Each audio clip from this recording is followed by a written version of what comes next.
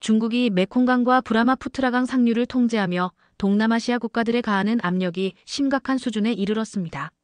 현재 중국은 티베트 고원에서 발원하는 주요 강들의 상류에 대형댐을 건설해 수자원을 장악하고 있습니다. 이로 인해 베트남, 캄보디아, 라오스, 미얀마 등 하류 국가들은 농업용수 부족과 어업 피해라는 이중고를 겪고 있습니다. 유엔 환경계획 UNEP에 따르면 지난 10년간 메콩강 하류의 수위는 역대 최저치를 기록했으며 이는 중국의 댐 건설과 직접적인 연관이 있다고 분석됩니다.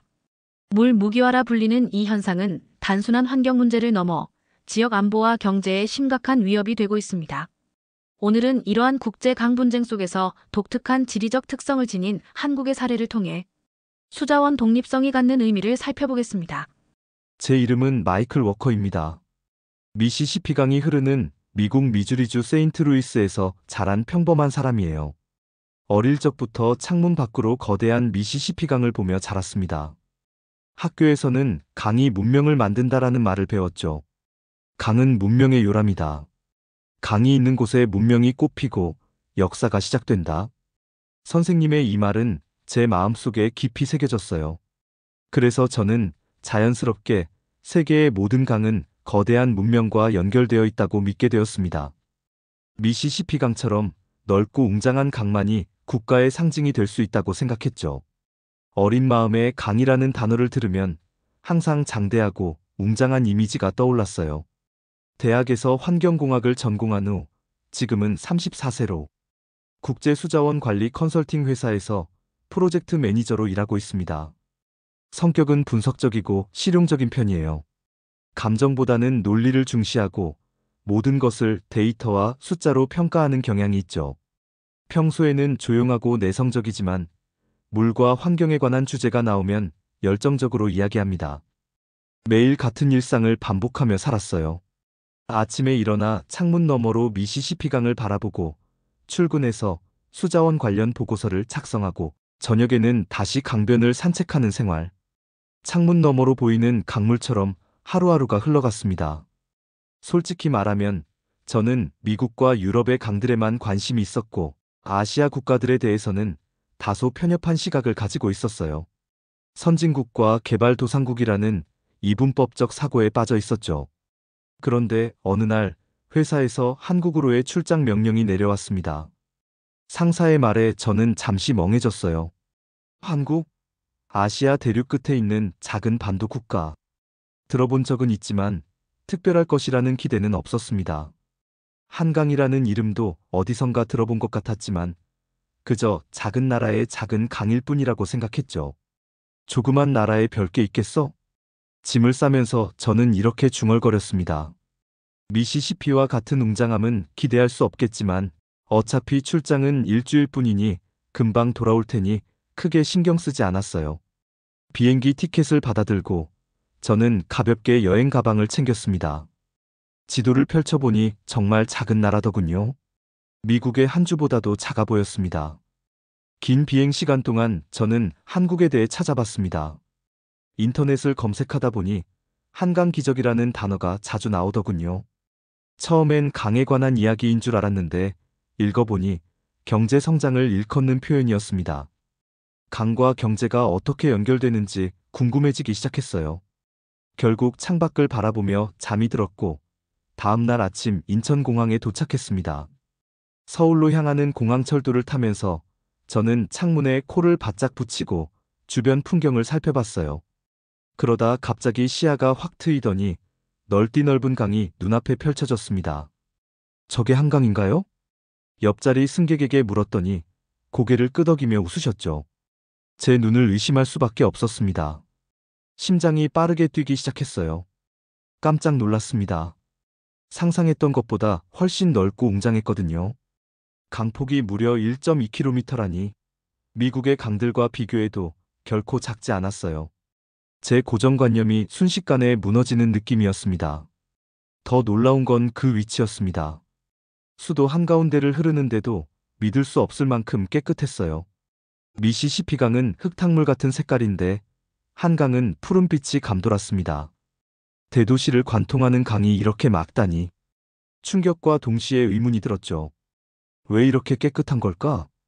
서울에 도착해 호텔에 짐을 풀고 나서 저는 바로 한강으로 향했습니다.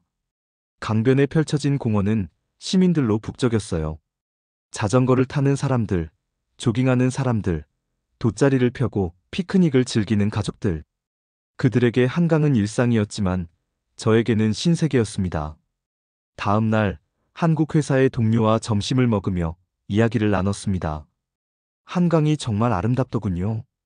이렇게 큰 도시 한가운데 있는데도 엄청 깨끗하고요. 동료는 미소를 지으며 대답했어요. 처음 뵙겠습니다. 김민수라고 합니다. 사실 예전에는 그렇지 않았습니다. 60년대만 해도 오염이 심각했거든요. 하지만 국가적인 노력으로 지금은 이렇게 깨끗해졌죠. 김 부장은 계속해서 설명했습니다. 한국은 모든 주요 강이 자국 내에서만 흐릅니다. 중국처럼 다른 나라와 강을 공유하지 않아요. 그래서 우리가 오염시키면 우리가 고통받고 우리가 깨끗하게 하면 우리가 혜택을 누리는 거죠. 이 말에 저는 깜짝 놀랐어요. 그동안 생각해보지 못한 관점이었습니다. 과거를 떠올려 보니 중국은 메콩강, 브라마푸트라강 상류를 차지하고 댐을 건설해 주변국들의 물 공급을 통제했습니다. 그 결과 동남아 국가들은 물 부족으로 농업과 어업이 망가지고 있었죠. 그렇군요. 자기 땅에서 시작해서 자기 땅에서 끝나는 강이라. 말로는 간단하지만 이것이 얼마나 귀중한 자산인지 저는 점점 깨닫기 시작했습니다. 그날 저녁 저는 강변을 따라 걸었습니다. 서울의 화려한 야경이 강물에 비치는 모습은 마치 꿈 같았어요. 그때 깨달음이 왔습니다. 한국은 단순히 강을 가진 나라가 아니었습니다. 외부 통제 없이 스스로 자연을 지킨 나라였어요. 강 하나에도 자유와 독립의 정신이 흐르고 있었습니다. 생각해보면 정말 놀라운 일이었어요. 전 세계적으로 강을 둘러싼 분쟁이 얼마나 많습니까?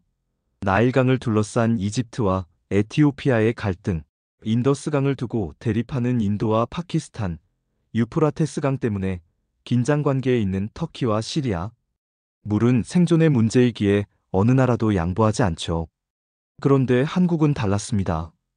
그들은 자신의 강을 스스로 관리하고 스스로 책임지며 스스로 보존했어요.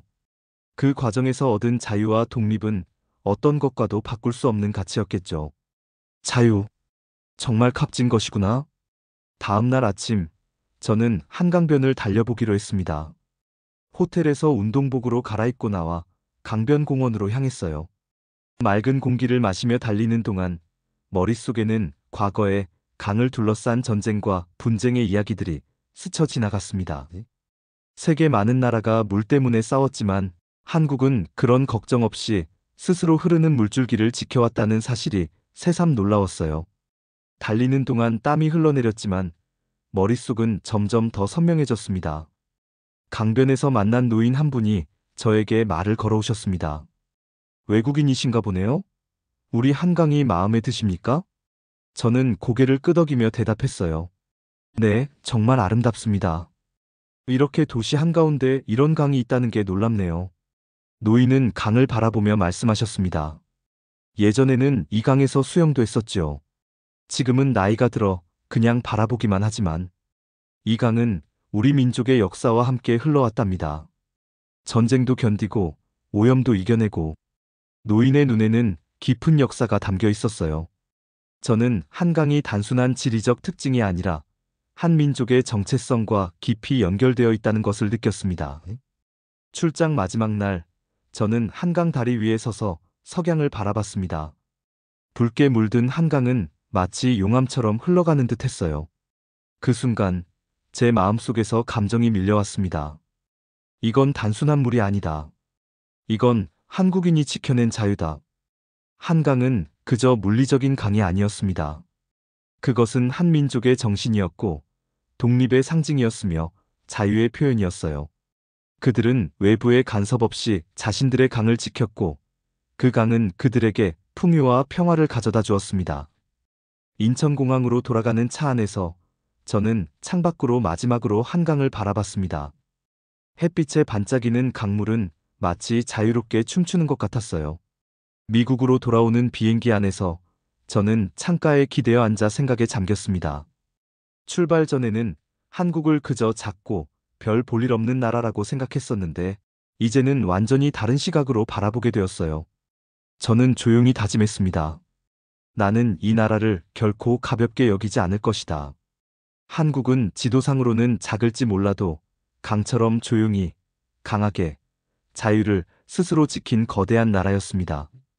그들의 강이 그들만의 것이라는 사실은 축복이자 그들이 지켜낸 성취였죠. 미시시피강이 보이는 집으로 돌아와서도 저는 종종 한강을 떠올립니다. 그리고 생각해요. 자유란 거창한 구호나 웅장한 기념물이 아니라 때로는 조용히 흐르는 강물처럼 일상 속에 스며들어 있는 것이라고 말이죠. 한국의 강을 건너며 저는 진정한 자유를 보았습니다. 지금까지 국제수자원 전문가 마이클 워커의 한국의 강을 건너며 나는 자유를 보았다를 함께 들어보셨습니다.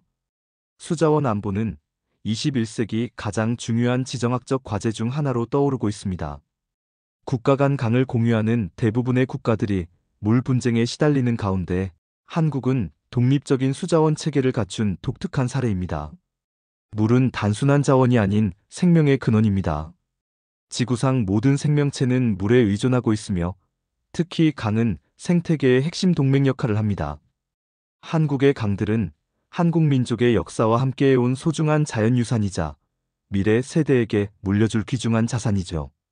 세계 각국이 물 부족과 수질 오염으로 고통받는 시대에 자국 내에서 시작해 끝나는 강을 가진 한국의 경우는 자원 주권의 중요성을 다시 한번 일깨웁니다. 이는 단순한 지리적 행운을 넘어 국가의 자주성과 환경 보존 의지가 결합된 결과라고 볼 수 있습니다.